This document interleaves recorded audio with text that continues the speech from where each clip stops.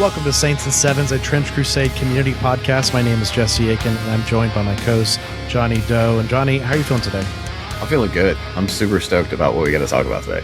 Dude, there's so much to talk about. It's kind of crazy, and this is not even part of our planned schedule. You know, there's been so much news around Trench Crusade's future, new product releases, and this, of course, new narrative campaign coming, the Carcass Front, which is also going to have a coinciding League OP element to it as well.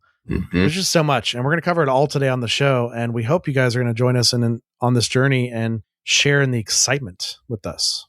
Absolutely. I got an opportunity. I wasn't at Adepticon, but I was able to catch the panel that they had and most of the Q&A section and stuff. And the stuff that they dropped I'm extremely excited about the next year and also the future of what they are, some clearly indicating and some that they are simply able to only allude to right now, but what that means for the future of Trench Crusade and the content of what they're going to be pushing out. It's going to be pretty cool. I'm pretty stoked. I was stoked before. You were stoked before, but now you're now real stoked. Yeah, exactly. I mean, I'm glad we're doing this show, but also I was at Adepticon this year and did not get to go to the panel, but I did get to walk through the rooms, as we mentioned, and the booth. Yeah, I would love to be there next year, Johnny. The both of us, you know, absolutely. That'd be super cool. So we will see how everything shapes up with the show and also just Trench Crusade over the next year. But before we get into all that, of course, we want to talk about these first 2 weeks of the podcast, how that's been going. First 2 weeks of the community as well, how that's been going, because we do have people jumping in the Patreon Discord already, which is very exciting, which we'll talk about the Patreon Discord shortly. But how are you feeling about the show being fully out in the world? You know, people finding us from all countries all over the world and getting the YouTube launch too. Yeah, I've been actually pretty surprised at the international reception already so far on the show. I'm pretty stoked about that. Like we talked about in the first episode, you really want to be a part of creating a community that has positivity to it and put something out there to hopefully build a space that people want to come and participate in for this game that we enjoy. Yes, and I'm really pleased by the responses we've already gotten from people for it, and the early jump in on the Patreon and already getting some conversations going on over there, which is really cool. And of course, yeah, as you mentioned, the YouTube, we launched that as well, and you can find that at Saints and Sevens, just where our name is over on YouTube. And all of the podcast episodes that we're doing for the main feed are all getting pushed out there for now. In the future, and we'll talk about this again on the Patreon section here, we'll touch on it in maybe a little bit more detail, but we'll have some video content that will be going out there as well down the road. Yeah, so please follow us on YouTube. Obviously, YouTube is very subscription focused and stuff, and so probably a lot of people don't know we exist yet that are in the Trench Crusade community. So by you subbing to the page and watching our videos, it will start showing up in other people's feeds, which is very exciting. But yeah, it's just been a very exciting first couple of weeks here, Johnny, which has been thrilling because it's something we've been working on behind the scenes for a long time. It's cool to be out in the world and have everything live. As we said, there's a lot of things we're building towards, and I think now's a natural time to talk about as any. Let's transition into the Patreon. So I do want to shout out our Patreon. We did mention at the very end of the last episode, but basically at the end of the day, if you enjoy the show and like to support us in our future endeavors and all of our future projects, which we have many planned for this show and this community, you go to patreon.com/saints and sevens, find a tier that works for you, get you instant access to our private Discord at any tier you're at. And then a couple of the tiers, Johnny, are going to push you into higher rewards. So you want to talk about those tiers and the names of those tiers real quick? Yeah, so as far as the tiers go, Pilgrim's going to get you right there at the beginning. It's $5 a month. It's going to get you the access to the Discord, like you mentioned, all of our upcoming digital leagues and campaigns that we have planned, because we're definitely going to be doing some of that via TTS. Any of the other content that we do on the Patreon, like polls and those kinds of things, the behind-the-scenes looks, you'll get ad-free episodes of the podcast, you'll get shout-outs, all of behind-the-scenes content that we're going to be doing in the community. It's going to be really fun. The Hell Knight is going to be your $10 a month feed, and it's going to get you all the stuff from the Pilgrim feed. And beyond that, it's also going to get you exclusive content with us and some of the locked Discord channel access that you'll be able to get into as well to have, more specific conversations. The Brazen Bull level, it's going to be $25 a month. It's going to get you everything above. Obviously, it's going to get one-on-one interactions with us. You'll get shout outs on every single episode. We'll have you come in seasonally as a guest if you're interested in doing that on the show. We'll talk to you about why you love Trench Crusade, how you got playing it, who you're playing, all that kinds of stuff. And first access to all of our live events and things that we're going to be streaming and our hangouts and those kinds of things. And then last but not least, if you are so inclined, the $50 a month Praetor level, which is going to get you all the things. It's going to get you merchandise. It's going to get you live chat and video with us. Of course, you'll get the every episode, shout outs. You're going to have all kinds of like special tchotchkes and things that we got going on down the road. And first access to join us on any of our live streams and content that we're going to be doing. So, yeah. And simply put, the Brazen Bull and the Praetor are, producer tiers. If you've heard other podcasts talk about that. And with that producer tier, you're going to get those shout outs every episode and all those benefits. We do recommend any tier that works for you is great. But I think the Hell Knight's one of the best tiers because you're going to get the second podcast feed and a lot of these, innate things like the private Discord, the ad-free episodes, and all kinds of good stuff like that. So it's really just a matter of finding one that works for you. And shouting out the Patreon while we're here, Johnny. We have 2 new patrons who jumped in right out the gate that we have to thank. And I want to give them a great shout out while we're here today because they are our first patrons. They also said they wanted to come in and lay the groundwork of the community, which I absolutely love. So I want to shout out Fufara and Ben D, 2 names I've seen over the years supporting projects I've done in the past. So it does not go unnoticed, gentlemen. And thank you so much for jumping in the Discord. And what do you know, Johnny? I mean, they're in the Discord. They're the first people chatting, and they're starting to set the foundation of what episodes are coming in the future as well. Absolutely. We really appreciate you guys for jumping in so early. Yeah, 100%. So we might not be doing mass Discord polls yet, but when the numbers keep getting up, I mean, the patrons are going to decide a lot of this stuff, which is very exciting. So, and you guys are going to help us achieve more of this content. So now's the time to talk about the other content, Johnny. So something we haven't talked about yet. Let's talk about the cadence of this show, when you can expect episodes of this show to come out, and our commitment to quality of production as well, before we get into the extra content. Yeah, absolutely. So Jesse and I both come from music backgrounds and production backgrounds. So we have a pretty high standard of what we want to put out there because we want you to be able to enjoy it. We want it to be, as Jesse likes to say, evergreen, have that enduring capability to it. And it's going to be in all of the ways that it gets pushed out. So for this episode of the show, for the main feed, currently we're on an every other week release schedule for our main content. As things move forward, if there's enough response and desire, we might be able to ramp that up. We'll see. But we'll also have additional content that we're going to supplement on those weeks for the patrons that are going to have access to that bonus feed content that they'll be able to get more in depth of different topics outside of what the main feed's going to be covering. Yeah, whether it be podcasts, episodes on the second feed, the bonus feed, whether it be YouTube content that is patron only or patron locked for a certain period of time, then extend it out to the greater audience.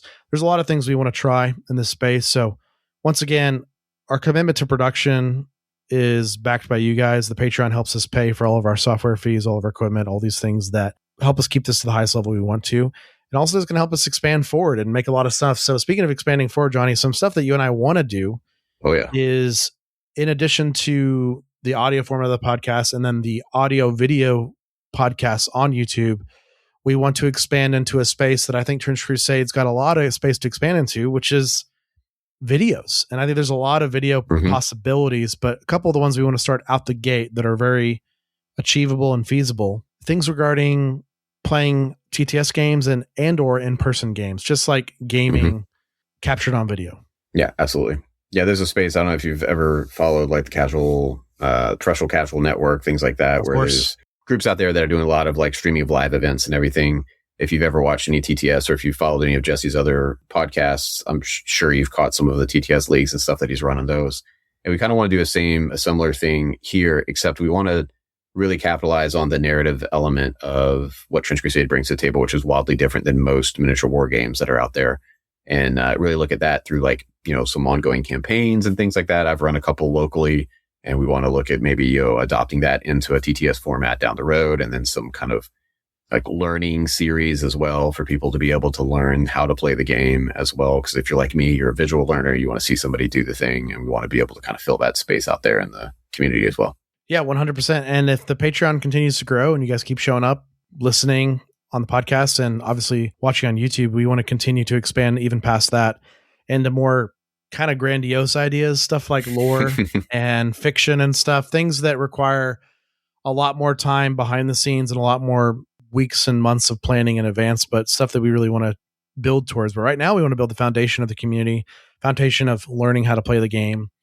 And as we said, throw a league at some point. It was going to be a total blast and something we really absolutely want to do. So yeah, this is our longest spiel we're ever going to have on Patreon. So we want to kind of talk about it all now. And we also want to mention too, if you jump on the Patreon earlier, you get to shape a lot of this stuff. You're going to get to decide, vote on a lot of these polls and things we're going to be posting in the Discord and on the Patreon and so many things like that. So yeah, if any of this speaks to you, this is the number one way you can support us. This is the way you can support us other than listening to the show and subscribe on your podcast platform of choice. And that's all you can do. If you can sub on your podcast platform and YouTube, like that's a huge help to us right now as well. So thank you guys for all the support regardless. And now let's get into the main episode today, Johnny, which is Adepticon news and extended news about Trench Crusade and the Carcass Front. So you mentioned the panel. Let's just jump right in there with Adepticon and some of the things that were revealed at the panel that were not the Carcass Front, things that kind of, some you said we don't know a ton of information on, some we know more concrete information on. And then, of course, we're getting into the meat of today's episode, which will be the Carcass Front. Absolutely. Yeah. So it's really cool. One of the bigger, I think, announcements was an official partnership with Army Painter. It's a big deal. It's huge. So they actually had a number of the factory team for Army Painter that came up. One of the things that they talked about, their representative was talking that they've had something called the Arena for a very long time inside of Army Painter's ecosphere, because they always wanted to make sure that they stay tied to the heart of what they created painting for, which was army painting, right? To facilitate an easier means of painting armies in a higher quality way, efficiently. So what they have is this annual competition basically internally where they all pick a game every year, and the people that participate paint an army up. And throughout the year, they're producing tutorials, they're producing, content and stuff like that. And they do play games and all that kinds of stuff. So they get the entire thing, because at the core, they're all extremely legitimate gamers as well as, paint people. Of course. So, yeah. So that's really cool. They brought up, like Uncle Adam and some of the other factory team, and they talked about, who they're going to be playing, what they're going to be painting, as much as they've already are willing to commit at this point, at least. So that was kind of cool to see that piece. In addition to the Army Painter stuff, one of the cool things that they're releasing is they're calling them these 7 sets of paints, and they are faction specific or warband specific themed paints that Army Painter is releasing in sets of 7. And they're drawing from, what's interesting about these that's different from some of their other paint sets that they've done in the past, is they're drawing both from their main line that most miniature war gamers are familiar with. They're also drawing from their historical line, which if you're a historical player, you know about, but if you're a common, science fiction mini war gamer, you're probably not touching their historical paints very much. And they're exploring other things like the speed paints. If the artist crew, their artists and their painters give them positive feedback about it, and they might incorporate those in those sets of 7. And then, of course, they're pulling from the John Blanche sets that they have, which is dead on for the stuff with the Trench Crusade. And they actually mentioned that the historicals are really kind of scratching a good itch, or hitting the niche of what Trench Crusade really needs in paints. So that's been really cool to hear. So the Prussian set's coming out first. They've already previewed that, but they said they're going to have a set for every faction. That's pretty incredible. And also the Prussian set makes a ton of sense because that's what we're getting in our hands right now, right? Exactly. The plastic. So there's other news regarding not paints, but obviously all the new miniatures and stuff coming. So I guess what I'm curious on, Johnny, is do we know the order of any of the paints for the factions, or I'm assuming it's going to be coinciding with the re-releases of a lot of the hard plastic for a lot of the miniatures of certain factions? They didn't say specifically, and something I guess we'll go talk about now is the release schedule that Factory Fortress talked about. They basically are not willing to commit to a release schedule right now. The gist was, hey, this time last year, there were 4 of us. Currently, there are 14 of us. And they have had a very quick turnaround. So the Prussians just shipped 2 months ago, and their turnaround time, I think, to production is 3 months for the Carcass Front.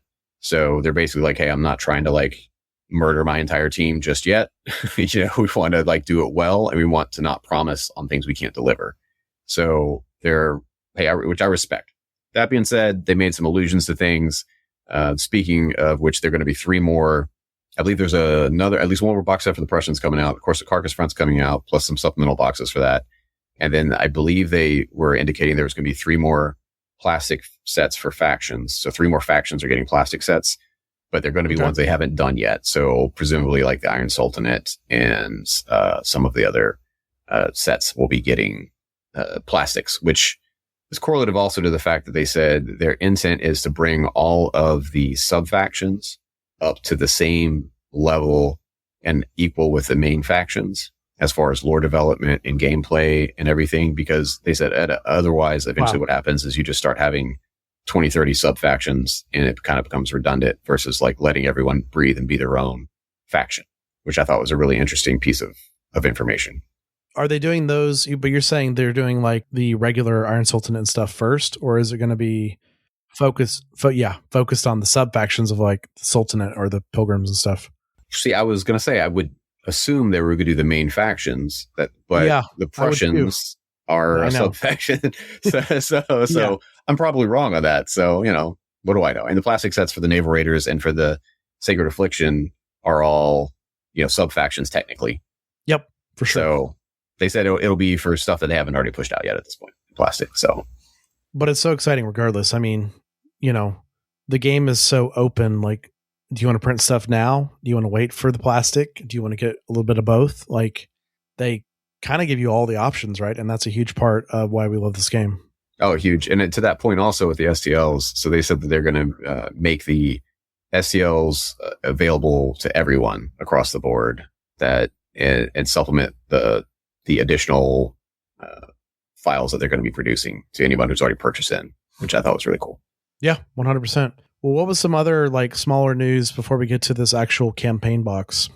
Yeah, so the Warband's rules will always be free, they said, which was one of the questions that came up during the Q&A after, because they were asking about the access to the Warband information and rules for all of these new sub-factions, because they're apparently experimenting with some new ones as well.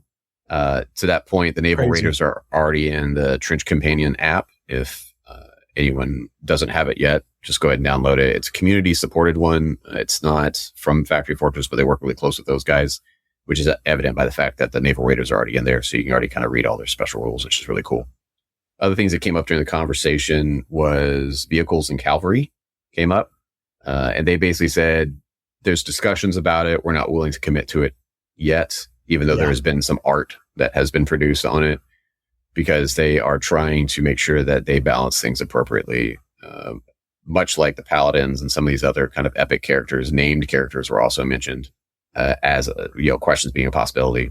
And they said that in other games, you'll have these named characters that come out, and oftentimes they become the ubiquitous model you always want to play with, you always have to play with.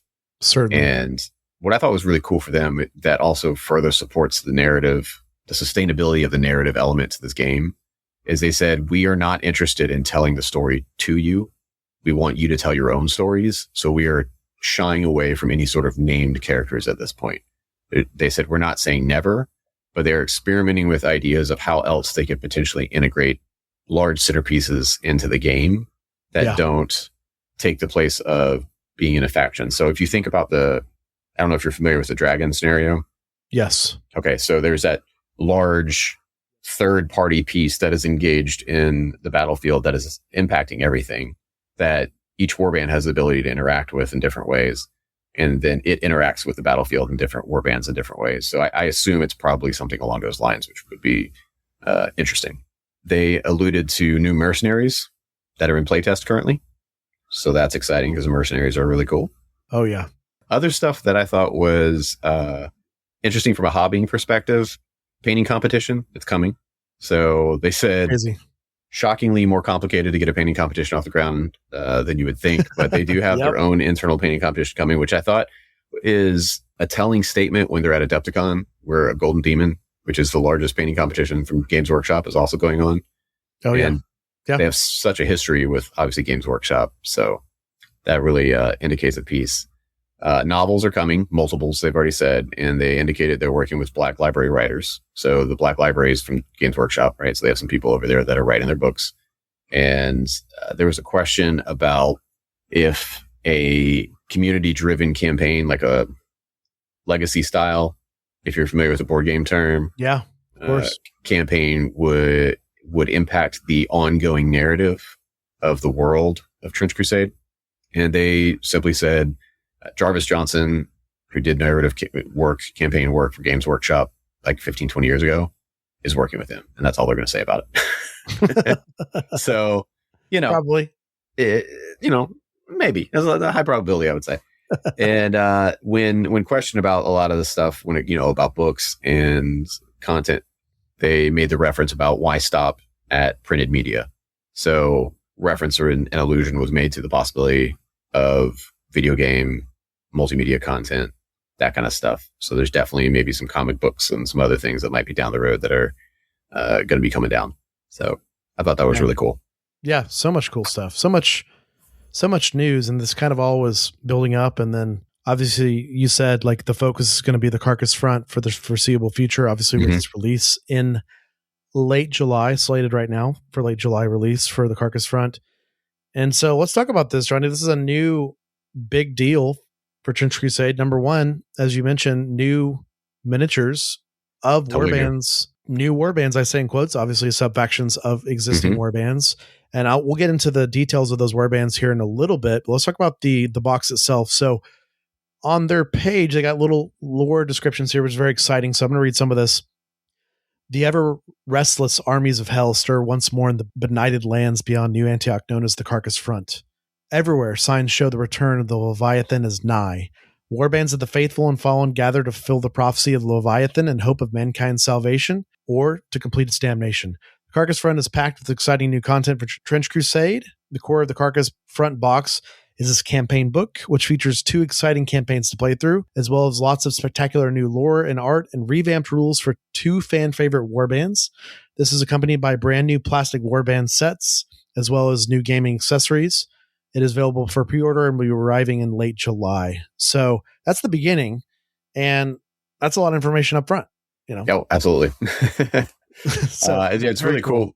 Yeah, so it's based around this idea that it's basically effectively a starter set.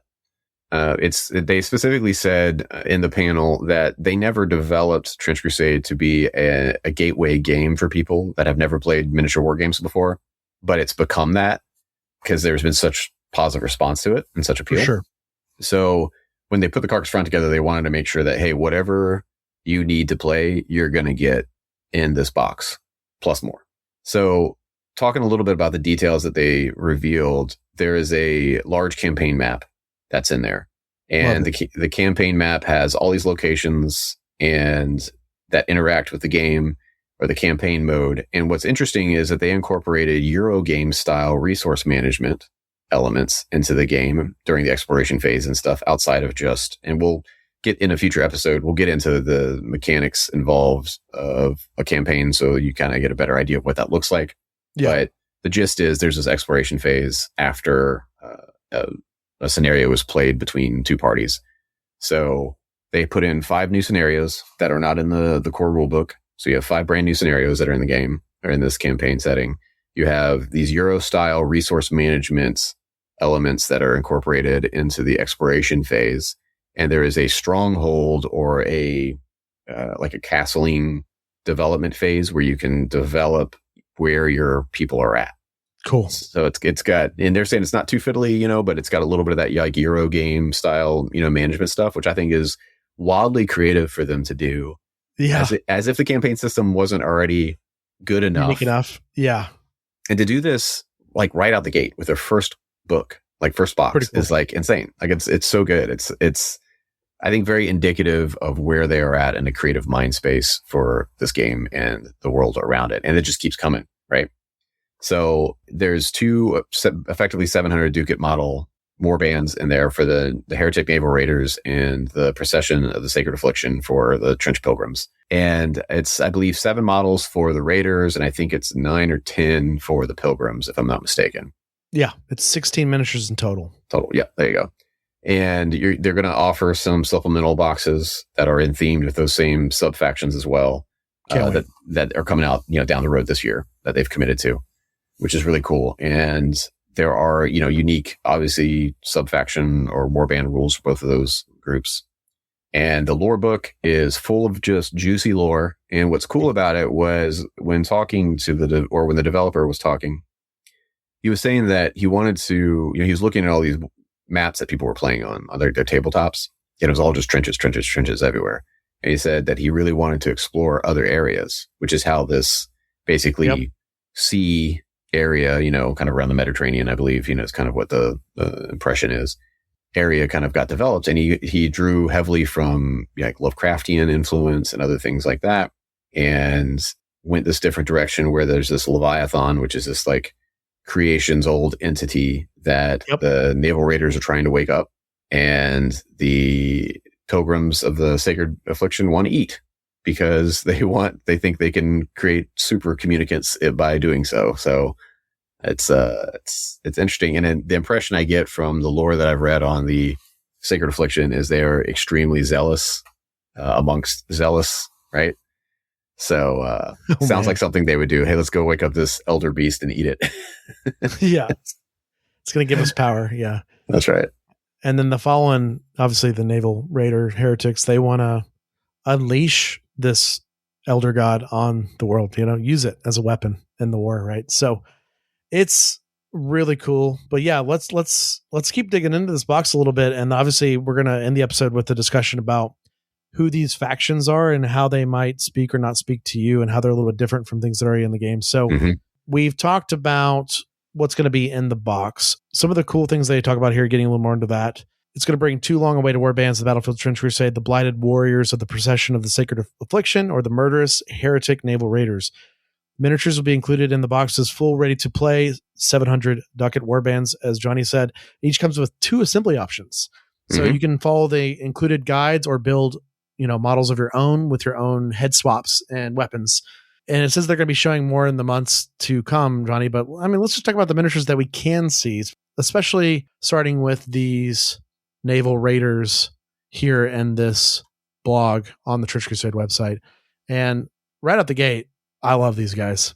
It's like, I love the naval diving bell, BioShock adjacent theme. I love it all. I love it. That's a great start.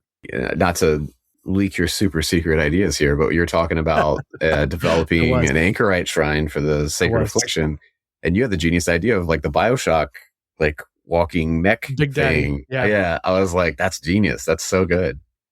The models are great.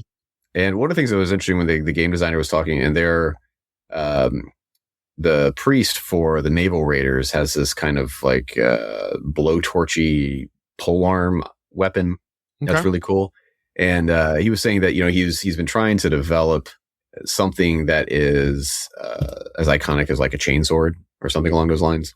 Yeah. And that was kind of the best that he came up with, which has this, like welding torch attached to a spear on the naval raider and everything. So they definitely went some pretty interesting ways, went with like full suppressed shotguns and things like that, which is really, really cool. And I think one of my favorite models is actually one of the pilgrims who has just a giant stone ring attached to some rope, and it's like a super maul basically to just beat people into submission. It looks so good, dude. These Sacred Affliction pilgrims are next level. I think I like them better than the regular pilgrims. They just have a very unique vibe about them, as we said. And once again, Lovecraft. They speak to Lovecraft in a very uniquely different way to me, which is, I think Lovecraft's going to come up a lot on the show, guys, because something I dug really deep into in my years past, but a lot of King in Yellow stuff here. Yeah. So, and he specifically said, the designer said he specifically wanted to stay away from fish people. Of course. But he wanted to explore that same sort of vibe and space. I think he did a good job with it. So, Johnny, can you tell us every miniature that is here in Trench Pilgrim terms? I mean, obviously we got the prisoner over here. So you're going to be, so I'm assuming looking at these. Okay. So the guy with like the cross on the back and the sword and the loudspeakers, that's going to be your captain for the Trench Pilgrims. Of course. As you said, the Ecclesiarch prisoner, which is pretty cool the way they redesigned it. Yeah, he's got a diving bell on his head. Yeah, it's I think that's the bomb. I think it's a mine. That's the bomb on his head. It's a mine on his actual head. It's a submarine mine. Yeah, which is pretty great. Yeah. And then the rest of them, I think, are going to be at least the ones that they've previewed, which is just another 3 or so, are all just going to be standard Trench Pilgrims. You got one. Okay. So the weapon with the flamethrower and the polearm supposedly has some special rules coming for it. As does, I believe, the giant maul that the guy has, because they have, I believe he said that they were designed to have, what is it, like holy strength or something like that, whatever that special keyword Love is. It. Yeah. And then the boarding axe image you get on the other Pilgrim with the bells. That's actually the musician build out for that specific model. There's a variant model build on that one as well. Okay, so he's the musician version of that. Yeah, these guys are incredible, absolutely incredible. Well, moving on. I mean, it says the box is going to give you the 2-player narrative campaign called Path to Leviathan. The conflict is going to shape the next chapter in the Trench Crusade saga. It says an ancient evil stirs under the blood-tinged waters of the Carrion Coast. Will you slay the Leviathan and feast upon its flesh, or unleash it to wreak horror and destruction on all mankind? It says the Carcass Front also features a map-based campaign for 2 to 8 players that will see warbands battle resources and esoteric secrets on the Carcass Front. The campaign is also going to introduce various new mechanics, ensuring that no 2 campaigns will ever be the same. So digging a little bit more into this, Johnny, and something I know was talked about on the panel a little bit more, the double whammy here. We got the 2-player campaign, what's got actually 2 campaigns in it. Yep. And then we've got the League campaign. What do you think about that? We haven't talked about the retail price, and it's $130, roughly US, right? So for that price, you're getting so much stuff, including a really nice lore book, right? That has not been released up to this. This is all brand new lore that's being included. Very cool. All the rules are obviously free, so you get those already. Like that's not a problem. But the campaign bang for your buck here is epic, because the idea to have me and a buddy can do one campaign, and then I have this other campaign that we can do as like a group, a league, or something along the line, at my local game store or online or something like that. Heck yeah. Yeah. Is super inspiring, the fact that they've gone that far to already do that. And one of the things that they did, that they incorporated into the larger campaign, I know for sure, I'm not sure if it also incorporates into the 2-player, is these things called vision cards. And the vision cards are basically secret objectives, effectively, that come into play and help create variance and replayability in the campaigns, which I thought is a really neat mechanism for them to work in, along with the other stuff, which is the resource management, the stronghold development, base development, that kind of a thing. So I'm super excited to see how they play, and if those same mechanisms are mirrored in both, or if they're unique to each, of their own campaigns. I'm pretty stoked about the campaigns. The fact that they're putting also this much creative energy into providing campaign narrative stuff to us is, again, just another step of them indicating their commitment to narrative gameplay. And I'm here for it. Yeah, I am too. And I'm also here for, like, you don't have to buy this to play Trench Crusade, but it's also very cool to have where you're like, well, I'm getting an entire new warband / faction that doesn't even technically exist in the game in a physical sense yet. And now it does. And I think that's super cool. And also too, I think it goes without said, but I think we should spell it out, Johnny. Let's say you don't own the heretics. Like, these could be your heretic miniatures, right? Absolutely. Yeah. Like, they don't necessarily even have to be the naval raiders, like per the rules of the game, right? Yeah. They could be your regular heretics, right? Yeah, absolutely. I mean, it comes back to what we talked about in the last episode when it comes to creating your own story for your models and having the freedom of kit bashing and those kinds of things. And you already have a couple of internal, model setups that you can do. So to have that kind of a freedom and to be able, again, just from a hobbying perspective, because, assembling miniatures, painting miniatures, it takes time. And if I can use the same models for multiple different warbands in a single game space, that's great. Oh yeah. And I was just talking about how the heretics, creep me out a little bit last episode. And then these guys don't creep me out as much. And also their aesthetic fits me better as well. It's like, it's like a double whammy for me, And so, I hope these guys get a artillery witch at some point in this theme. I come on, presume they will. So obviously there are models that they haven't released yet. They haven't shown us and stuff. So I'll be curious to see what those models are. To your point, I'm secretly hoping one of them is a new anchorite, because that would be amazing. It would be so good. But there's got to be that stuff coming out, because they're dedicated to theming of an entire faction. So I would presume, based on what we've seen already, that there will be a warband specific version of each of the models that you're able to get. So for instance, if you look at the Red Brigade, which is a sub-faction of New Antioch, they have all of their own models to include. They have their own model for a communicate, which is different than the typical Trench Pilgrim communicate, right? Which is pretty cool. So yeah, I full well expect that'll be the case. Especially if they're committed to this bit you mentioned earlier, the expression of making all the sub factions fleshed out, 100%, as their own entities, right? And so I think this is a great way to do that. Other than these amazing rules, which we're going to get into now, let's transition into the rules for these factions.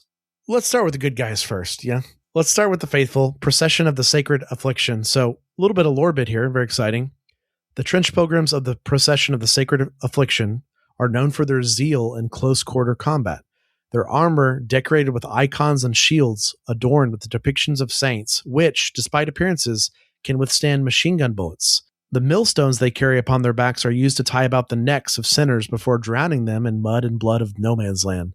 They spurn the use of the iron caprotes, believing firmly in faith alone is enough to withstand the horrors of hell. So that's the lore on these guys. And Johnny, let's just start into their special rules because they're pretty different from a traditional trench pilgrim. They are indeed. And the bottom line up front, if you will, is they want to get close and they want to smash. And they're going to do it without armor. There it is. That's the big change. Yeah, that's the TLDR. So first faction rule they have is something called Zealot Strength. And basically you can take 3 pilgrims and or martyr penitents in the procession, and you can give them Zealot Strength. That was what I was referring to earlier. It's 5 ducats. And what that means is they basically get the strong keyword, which will give them the ability to negate weapons with the heavy keyword, so they can negate heavy. Which means basically they can use giant heavy two-handed weapons one-handed, right? Which is so 3 of them instead of the normal 1. Correct, yeah. And they also get upgraded to 32 mil bases off of the 25 that they're typically on, which is kind of cool. Which means they're faster. Wrath of God. So a castigator or a trench pilgrim or a martyr penitent can have Wrath of God special rule for 15 ducats. And basically, this was crazy. So you can only have one of these. And what it means is blood markers are never placed next to this model. Love it. They automatically have negate fear, which is relevant because the iron caparotes are the battle kit that you're able to purchase for trench pilgrims that negate fear. So it gives them the negate fear keyword. However, none of these models can get that. Whoever you give Wrath of God to automatically gets negate fear, which is awesome. It can't be broken on the wheel by the Anchorite Shrine, so you can't use this one to sacrifice on an Anchorite. And it can't have ranged weapons or armor, though it can use a shield. Okay, so this is important, obviously, because you're going to be putting that on somebody who, you're probably going to get up in the mix. Now, the offset for the armor piece is they have reliquary armory, which means that for 20 ducats, they can purchase basically unlimited holy icon shields. Typically that's restricted to elites, but in this case, it's not going to be. And they can also get holy icon armor for 30 ducats. Okay. So they kind of, have a way to work around that by giving everyone shields, but better shields than your typical trench shield. Punishing millstones, you get to add an injury dice for melee attacks made against models that are downed, and we will get into what that means in the future, but basically that is one of the effect results of a success. If you don't kill a model, what you do is you down them, you give them a blood marker, and they're basically going to have to spend half their turn standing up in the following turn, more or less. So if you're attacking a downed model, you typically already get a bonus. So you're getting an additional +1 injury dice on these melee attacks if you're attacking someone while they're down. The lore here is they're dropping those millstones on your face while you're on the ground. Just gonna plop this guy right here. Hold this for a second. Says it. It's punishing millstone heading your way. Yeah. Hold my millstone. Watch this. Goodness, so that's pretty great. They're melee focused, which is another one of their faction rules, which basically means they can't have any machine guns whatsoever, and they're limited to 1 punt gun, which means, again, these guys, which follow on the next 2 rules here, is super beneficials. They can have unlimited number of anti-tank hammers. They're not restricted to only elites. And Face Thy Fears is the follow-on and last rule, which means they can't have the iron caparotes with them. And that's it. They are all about getting up in your face and smashing you down. Yeah, pretty straightforward. They are a more melee-focused pilgrims, which is interesting because I know, at least my understanding of the game right now, the pilgrims have a pretty melee-focused, innate kind of look to them in general in the game. Mm-hmm. This is just more. This is more melee. Yeah, absolutely. They are fully committed to getting it. Yeah, so I suspect you'll see a lot of the baseline pilgrims, because the other thing too with this, initial thoughts on it, having not played any games with them yet, is that they are probably going to lend themselves to running a wider list, meaning more models, probably dual weapons or weapon and shield, that sort of a thing, and kind of, foregoing much of the ranged aspects. I mean, you can still get like shotguns and semi-auto rifles and bolt guns. So you could do typical, range stuff that you would do, but you're just going to be limited on, the machine guns and then that kind of a thing. Makes a ton of sense. And I will say, Johnny, first time I read the rule book some time ago, this Trench Pilgrim caught my eye art wise out of all the ones the most. And I'm now fully putting it together like he was part of the sub faction. He's got that king in yellow look. But once again, I said a little less dirty, a little bit more favoring the gold icons, keeping those nice and clean as much as a Trench Pilgrim can. For sure. And then all the wrappings and stuff kind of covering them up. It's just such an iconic look for these guys. And, the regular pilgrims look a little more, I guess, regal is the word to say. The basic pilgrims do, right? And so, yeah. So that's kind of how they hold themselves mentally, it sounds like. Yeah, and so the idea that I got, not in the written lore at this point, I'm assuming it's going to be in the lore book, but these are all, like, they're infected, like they're diseased, they all have these mass infections, which is why they have all these wrappings all over their bodies. And they're even more zealous than the typical pilgrim, which is crazy because the typical pilgrims are real zealous in comparison to, like, say, New Antioch or something like that. Sure. They're a little bit more crazy. So, the most intense of the good guys, Yes, when we said that on our first episode too. So, Saw Gerrera's partisans continue, but let's get into the Heretic Naval Raiders and the lore. And then obviously their special rules and how they're going to play in the Heretic coasts. So we'll start with the lore. The Heretic fleet operates as a semi-autonomous entity under the command of its high captain and other admirals. The Heretics have their own marine infantry, which often operate in small bands, striking deep behind enemy lines and executing smash and grab missions. They are always on the lookout for captives, loot, information, supplies, rare artifacts, and any opportunity to express their cruelty and brutality. So, brutal pirates of the Heretics, right? Yeah, and they never skip leg day. They're fast. That's the other thing. It's pretty good. So it's all about treading in water. Yeah. So let's talk about these guys. They have less special rules than the Sacred, Affliction, but also the Sacred Affliction. A lot of those rules were in regards to list building, Johnny. So I'm excited to get into these guys and see the correlation of list building and special rules. Yeah, it's interesting too, because while they have some on the surface similarities as far as the looking probably for close combat, they are also different in their approach and how they go about it. And this is one of the things that I just give these guys credit for, is the way that they put so much flavor into their sub factions is great. So they have Unseen Advance, which gives up to 3 models that don't have the elite keyword, Infiltrator, for an extra 10 ducats, which is really great. And basically, Infiltrator allows you to, after basic deployment, you can put them outside of 8 inches away and outside of line of sight, which is the other key thing. So typically people just tuck them behind some terrain from the enemy models, but anywhere on the board. So you can just put them out there, which is real good. Yeah, it's so good. Yeah. I think it's maybe even better in this game. Yeah. Because the flexibility of it. Yeah. Especially because if you, one of the other rules that they have down at the end will come up to light for that. Next one they have is Light Troop, which basically means that they can't have any more than 2 anointed. And if you don't know what anointed is, basically they are, think crazy big power armored heretics. That's kind of what they are. And they can't have more than 1 artillery witch, which I know is going to make everyone sad because the artillery witch is the most obscene model probably in this game, which is super cool. But you can't have more than one of them. Mascot. That's right. Even if the warband's over 1,000 ducats, you could still only have one of those guys. Another restriction in list building for them is the Let Sleeping Dogs Lie special rule, which means that they cannot include any werewolves. This does make me a little sad, but I'm going to assume that a giant hybrid demon wolf with a metal head probably is not a great swimmer. So lore wise, it makes sense, Yeah. You're not taking this wolf on the boats, especially because those werewolves, like they talked about a lot with the heretics, like one of their main functions is just charging through the trenches, cutting down barbed wire walls, just cutting straight through the enemy, just making a line straight through the battlefield. Like you said, not great in the ocean. Not so much.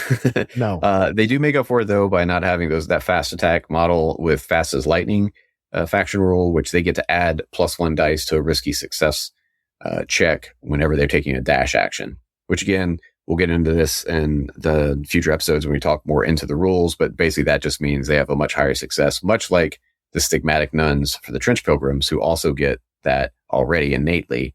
All of these guys get that. So their entire faction, that's huge, trust me, because I love running my Stigmatic Nuns across the field real fast and getting in your face because they're great.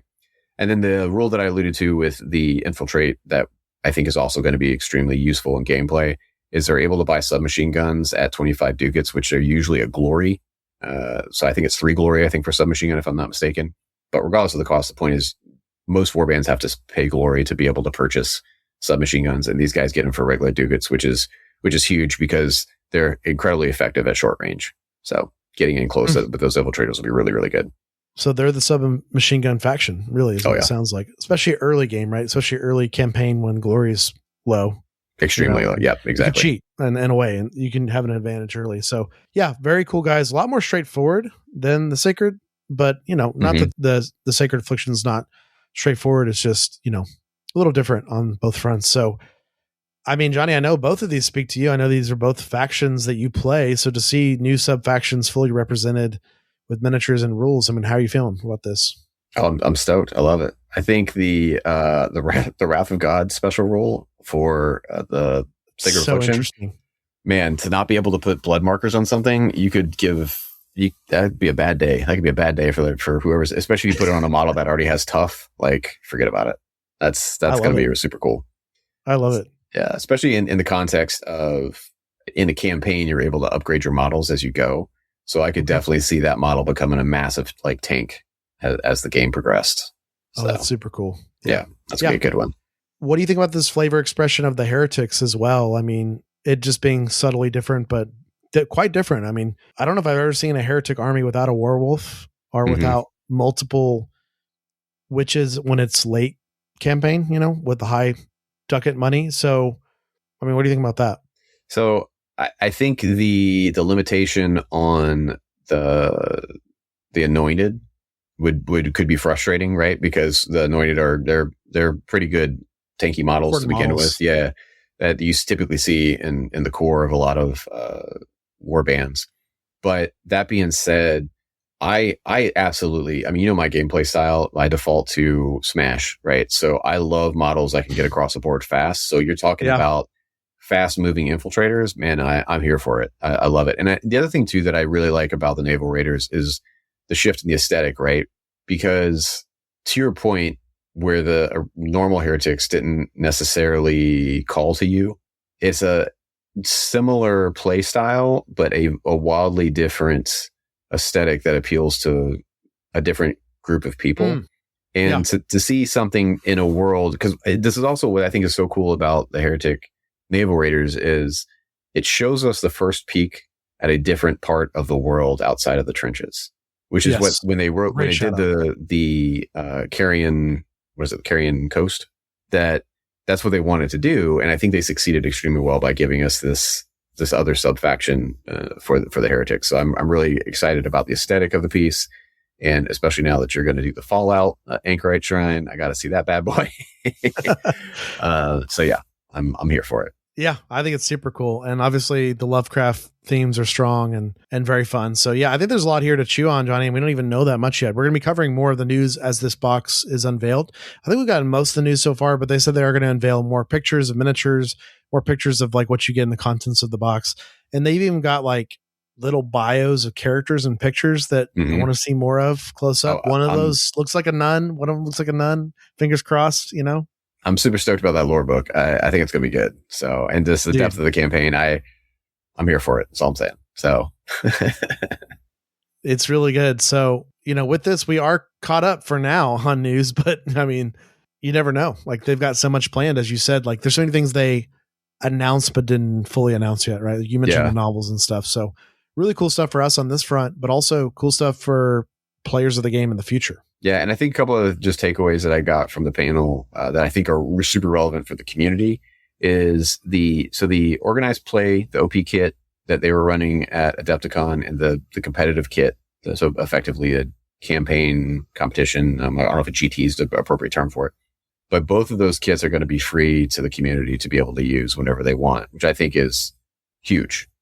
Love it. Because I just had somebody at my local shop ask the shop owner if they could order like a organized play kit, like a GT kit for Halo Flashpoint. And they were like, nope, we can't get them right now. So like just the ability to be able to have access to those.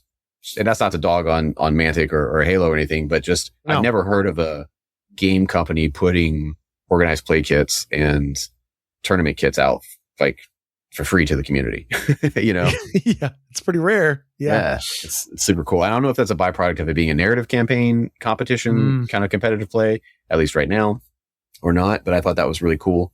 They also mentioned that about rules updates, that they are later this year, they're going to be doing an updated Trench Crusade rule book, like print copy book.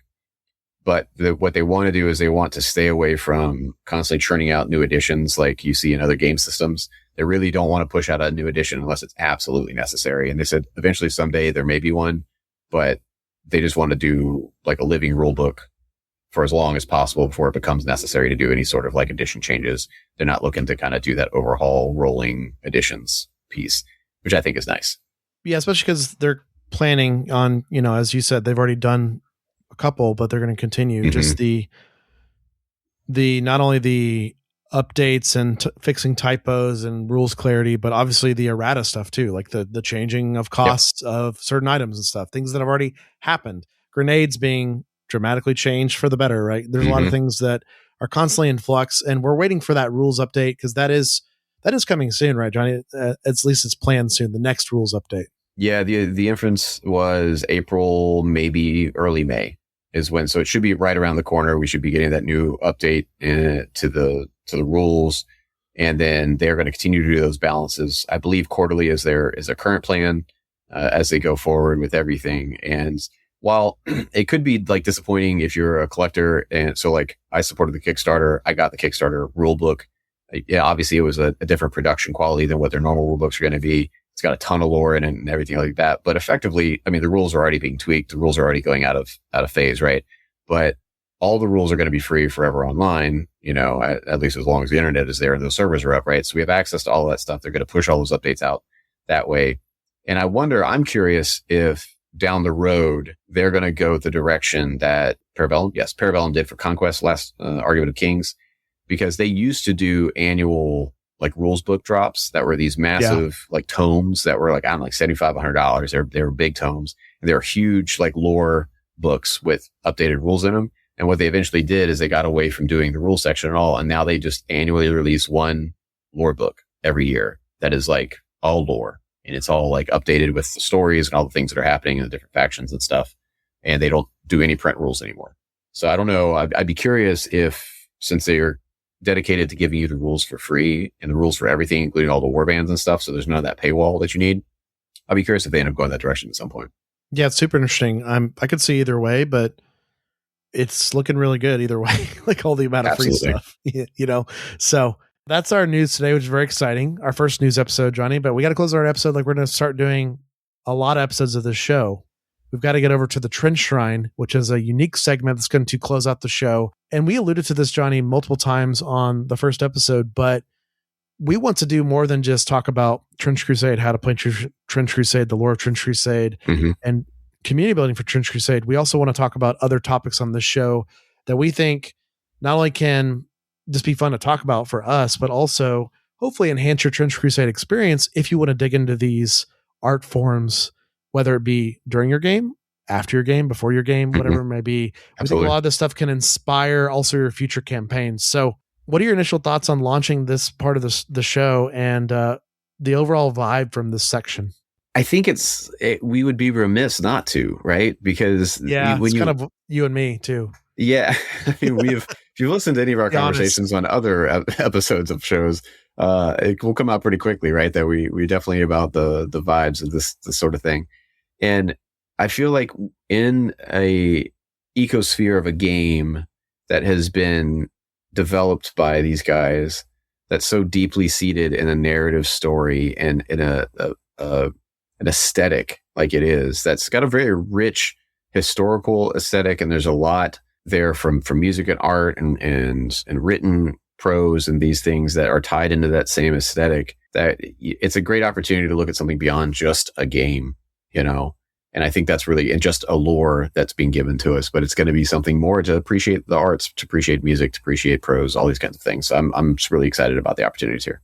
Yeah. And I think it's a really fun way to express some of our favorite loves of a lot of Trench Crusade adjacent things and explore a lot of different mediums, whether it be art, music, reading, as we mentioned, film. There's so many things to dig into here. So I'm going to kick it off with a segment from this very short story, because today's is a short story. I felt myself on the edge of the world, peering over the rim into a fathomless chaos of eternal night. Through my terror ran curious reminiscence of Paradise Lost and of Satan's hideous climb through the unfashioned realms of darkness. So this is from 1917. This is Lovecraft. Shocking no one if we've been talking a lot of Lovecraft today. I feel like it's appropriate with the Carcass Front. But one of Lovecraft's first stories in the Cthulhu's mythos, it's a story called Dagon. Depending on the text you have, and this is free online, of course, because all Lovecraft stuff is, but also depending on the book you have or whatever, this could be 60 to 75 pages, very short story. And without giving away the entire story of Dagon and kind of what it's about, it is a Lovecraft story about a man who escaped a German U-boat in World War One, makes his way across the ocean, gets stranded on a mysterious small island, starts noticing all these weird things about the island. There's, these relics on the island.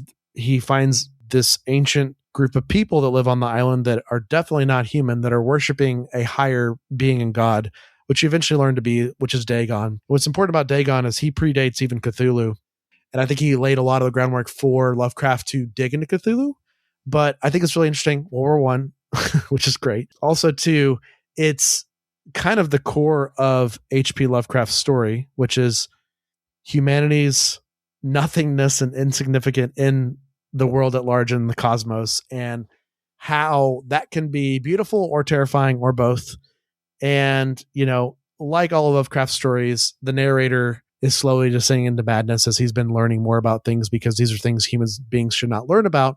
So I thought it was very appropriate for today's discussion, because essentially, I think it's pretty obvious, but I think the Leviathan is very not only Lovecraft inspired, I think directly Dagon inspired. So if you want to learn more about Dagon, get ready to lead your campaign and learn more about the Leviathan. I think it's a great short story to dig into.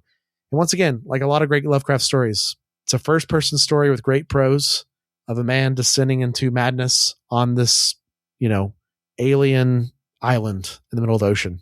Yeah, it's actually wildly close to the current status of the narrative with Trench Crusade, because it's 1914 currently, and they said that they're going to continue to progress the story, the timeline forward, which is actually really cool. So it's like right in that same area, obviously, of the entire vibes of what we've been talking about today for the Carcass Front. I think that's really cool. And if you've ever read any of Lovecraft's work, the short story was definitely his wheelhouse, and it's.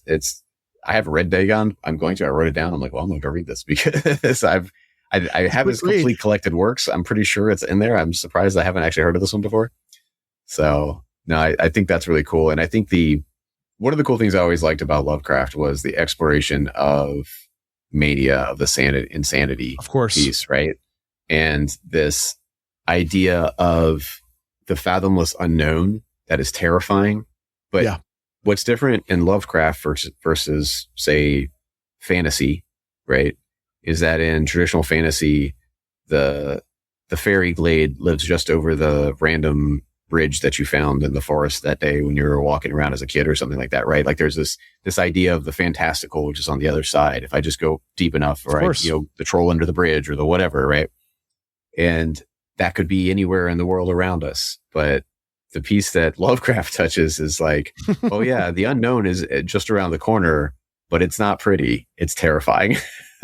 Yeah. And in fact, all of his protagonists who learn a lot about it typically go insane and mad, and, they're kind of written off by the rest of society because they've gone somewhere else, and it's not for the best. Right. And Dagon's really important to his story. It's not his best story by any means, but I think it's important with our theme today. And I also think it's important to the story of Lovecraft's greater mythos, because it was kind of what started everything with the ocean, with his mythos and the Cthulhu mythos. And it was his first major, to my understanding, his first major adult publication in the Cthulhu mythos world. And it wasn't, because before this, he was just writing short, weird tales and stuff like that. Right. Exactly. Paper and stuff. And this was kind of his, first early work around kind of what we know him today, which is absolutely fascinating.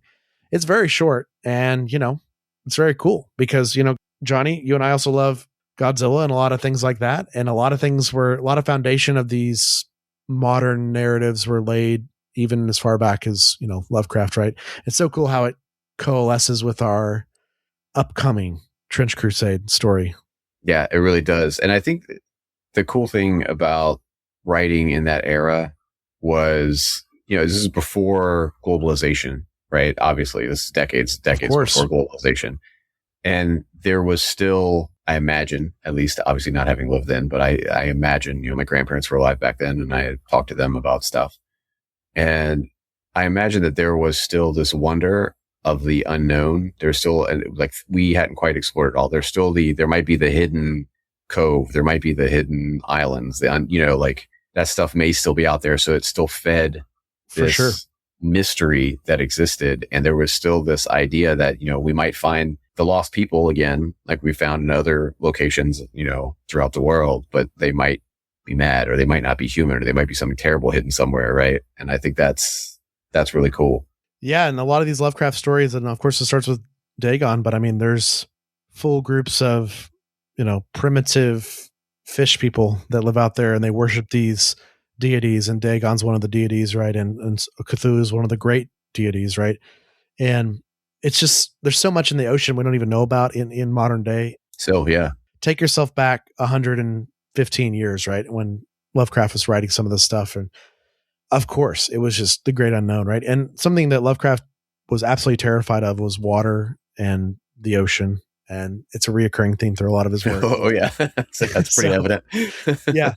He also hated elevators. There's a lot of things that he hated, and they're all tied in his stories in really interesting ways. And I'm sure we'll hit on in the future, but I thought Dagon's a great place to start. Like I said, not his best work, but where a lot of it started. And it's a short story and it's really cool to see. And I could absolutely see the protagonist of Dagon be a person in the Trench Crusade world that gets unmoored from their ship or their U-boat or their whatever, their battle cruiser, whatever it may be. And they barely survive the ocean, the elements, and they make it on this small little island that's super weird and creepy, and they don't know what's going on, and they slowly descend into madness, and it does not seem far off from the Trench Crusade story in any regard. Yeah, absolutely. No, I think it would be a good read. I'm here for it. And we'll touch on this more probably in the future, but we can also look at some of, not just his other written works, but some of the other, like maybe gaming opportunities and things that have been developed off of the H.P. Lovecraft mythos that might also appeal to people, playing Trench Crusade.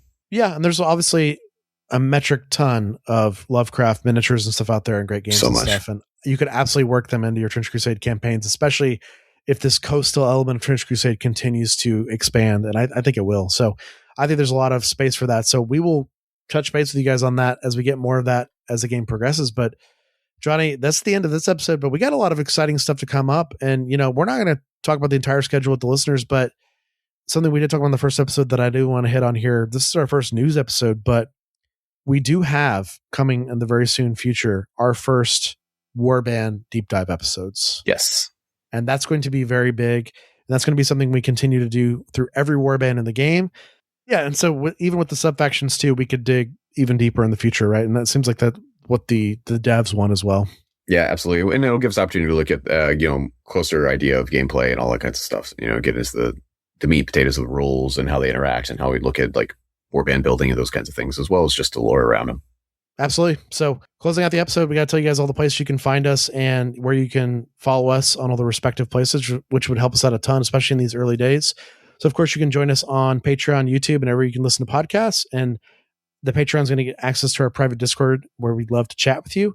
Additionally, if you have questions, you can always reach out in the comments of your podcast platform or Discord, or email us at saintsandsevens@gmail.com. And of course, if you can't support us via Patreon, the number one you can support us is just by subbing on your podcast platform of choice, subbing on YouTube, and thumbing over and giving us 5 stars when you can. It really helps the show grow and the algorithm come alive.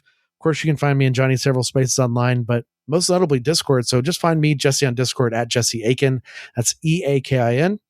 And check out my other podcasts about a couple other great game systems and universes, starting with Fury's Finest, everything about Marvel Crisis Protocol, Marvel Comics, Marvel Universe. Hello There, about everything Star Wars Shatterpoint, Star Wars Legion, Star Wars Universe, and Truth and Reconciliation, about everything Halo Flashpoint and Halo Universe. Johnny, where can everyone find you online? Yeah, absolutely. You can find me, Johnny, on Discord at TheRealJohnny5, period. Don't forget the period. You got some other guy who's an imposter. I promise you that. And you can check out my other show, You're Such a Nerd. It's a definitive geek culture community podcast. Anywhere you can listen to podcasts, it's all over the place. Awesome. Well, thanks again for hanging out with us as we explore everything Trench Crusade. Roll sevens. Keep your heads down and stay safe, Saints.